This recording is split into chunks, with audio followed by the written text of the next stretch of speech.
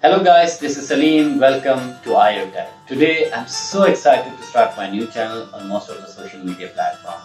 Today I'm going to do the first unboxing and review of the Redmi Note 10 Pro. So let's see, is it worth the hype? Let's start it with the unboxing and review. So guys, this is the Redmi Note 10 Pro Mi Fan Festival Edition. The usual retail box which we get comes in white box with 6GB of RAM and 64GB or 128GB of storage. Whereas this Mi Fan Festival Edition I'm having comes with 8GB of RAM and 128GB of storage. Inside the box, the first thing we get is the Mi Fan Festival Edition premium looking stickers, which is a nice touch. Let's keep it aside and see what we got more. The SIM ejector tool, warranty info and user manual. Then we got the silicone clear case with matte back finish. Well, I wish this was totally a clear case as the unit I'm having is also a matte finish. The phone itself, let's keep it aside. The 33 watt fast charger which Xiaomi claims that it will take approximately an hour to charge. It's quite a thick brick. The USB-A to USB-C wire. So it's time, let's unwrap the device. Damn, it looks so damn gorgeous. Wow. Let's remove the sticker and keep the device aside for a minute and see how the contents of the box looks outside. So first let's talk about the design of this phone. On the front and back we have the Corning Gorilla Glass with the plastic frame, and the phone weighs around 193 grams with IP53 dust and splash protection. The build of this phone looks quite premium. On the left we have the volume buttons, the power button which doubles as fingerprint scanner. On the right we have the SIM tray. On the bottom we have the stereo speakers and USB-C charging port. And on the top we have the secondary speaker, headphone jack and the IR blaster. Before we get any further, let's see the specs of this phone. On the front, the phone has got a 6.67-inch 1080p AMOLED display with a refresh rate of 120Hz and a touch sampling rate of 240Hz. And it has a good sunlight eligibility of 1200 nits. The phone comes with Qualcomm Snapdragon 732G processor, which is a 8nm chipset paired with Adreno 618 GPU. And as I mentioned earlier, it comes with 6GB of RAM with 64GB or 128GB of storage, or 8GB of RAM with 128GB of storage. The phone has a large 5020 mAh battery, which can be charged with 33 watt fast charger. There's a quad camera setup in the back with the main camera is 108 megapixel with f1.9 aperture, 8 megapixel ultra wide with f2.2 aperture, 5 megapixel macro camera and a 2 megapixel depth sensor. And in the front we have a 16 megapixel camera with f2.5 aperture. The phone also has IR blaster, NFC, headphone jack, dual SIM support, micro SD slot and a side mounted fingerprint. The display of this phone is amazing. In fact, the best feature I like about this smartphone is the display. It's totally flagship level. It's an AMOLED panel with 1080p resolution with a pixel density of 395 ppi with a 120Hz refresh rate, and it can reach a peak brightness of 1200 nits. So watching contents on YouTube, Netflix or scrolling through social media is very pleasant. With that, the stereo speakers are loud and crisp and the sound output is excellent for its class. It also has an headphone jack, which is another very humble feature from Xiaomi. It has an IR blaster, which is a very rare feature these days. We can use the IR blaster for the home appliances like switching on and off TV, AC and other things too. The side mounted fingerprint which doubles as power button is accurate.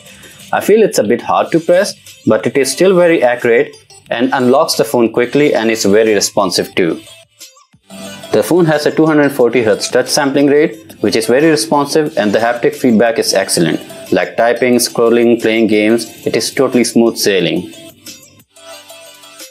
Talking about the battery life of this phone, the phone has a large 5020 mAh battery, which comes along with the 33 watts charger from the box.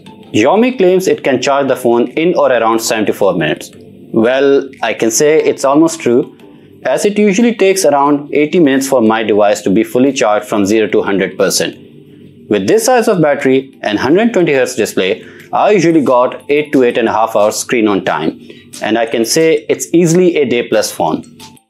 Well, now let's talk about the performance of this phone. The Redmi Note 10 Pro comes with Qualcomm Snapdragon 732G chipset paired with 6 or 8GB of RAM.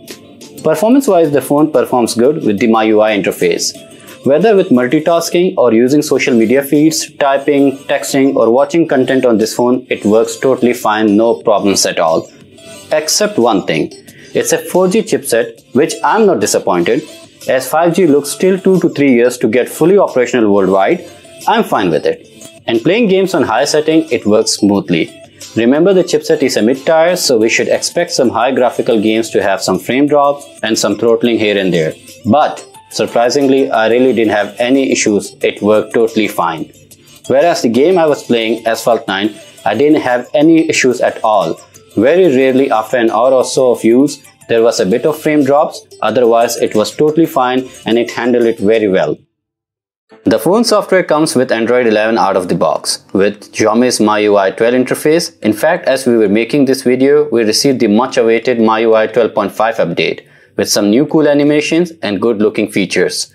Whether it's Android 11, you can't tell much of the difference because of the MIUI interface. Though there are ads, but the MIUI interface is silky smooth on this phone. Time to talk about the camera of this phone. I know most of you guys have been waiting for this part of the video. Well, what should I say? Good, excellent or high? Well, you better see the result for yourself. For me, it's a good looking camera system and I think it won't disappoint you as well. Shots taken from the main camera are good. Has low noise, good sharpness, just fine dynamic range, but as usual in the Xiaomi phones the shadows are crushed, but overall the pictures are good. Switching to the full 108 megapixel mode, the shots came out excellent with good sharpness, excellent details, no noise and just fine dynamic range. The only issue as usual was the shadows were dark and crushed, but overall I like the details in 108 megapixel mode. Using the ultra-wide lens in the daytime, the shots look good. Details are fine, the distortion correction is good, sharpness is also good, dynamic range is fine only and there is not much noise, but as usual shadows are dark. The digitally zoomed 2x shots are fine, the details are okay, dynamic range is okay too, noise levels are fine, sharpness is also fine, and shadows are dark and crushed as usual. Shots taken with telemacro lens are excellent. They have good details. In fact, I was surprised as most of the telemacro lens in the other smartphones are okayish. But in this phone, they are quite impressive and have good levels of detail. Portrait mode shots taken from rear camera are good. Subject separation is fine only. Skin tone looks fine also, though they look slightly filtered, but they have good amount of details. Shots taken with front-facing camera are good, with good highlights, details, sharpness, contrast and fine dynamic range, though sometimes they look like filtered, but they still look good.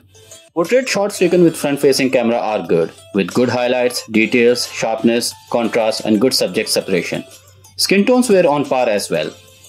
Shots taken with main camera with night mode on are good. If you hold the phone stable, the shots look good with restored highlights, shadows, sharpness, details and are having a good dynamic range as well.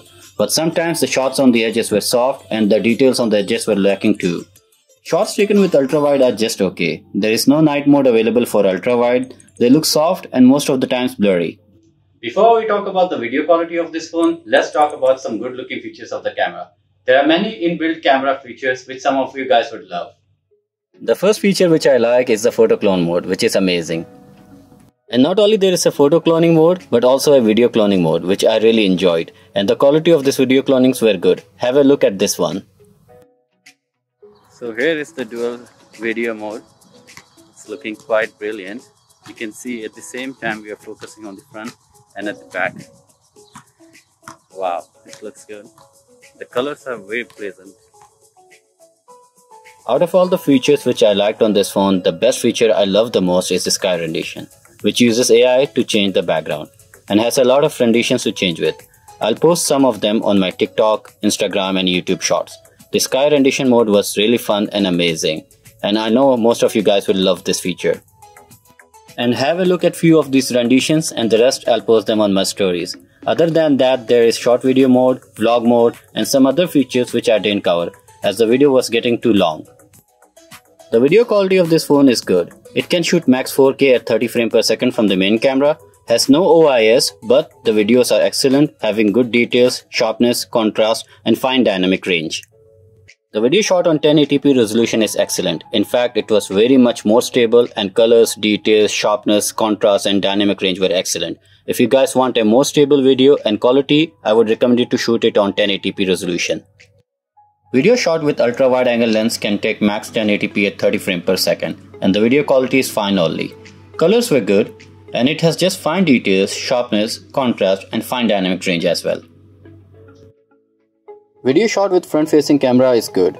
It can shoot 1080p at 30 frames per second and has fine details, sharpness, contrast, and fine dynamic range. The quality of video is good. Video shot at night with 4K is good. It has got good details, colors, sharpness, and fine dynamic range. Whereas I was shooting it in a more darker area, it still looked impressive.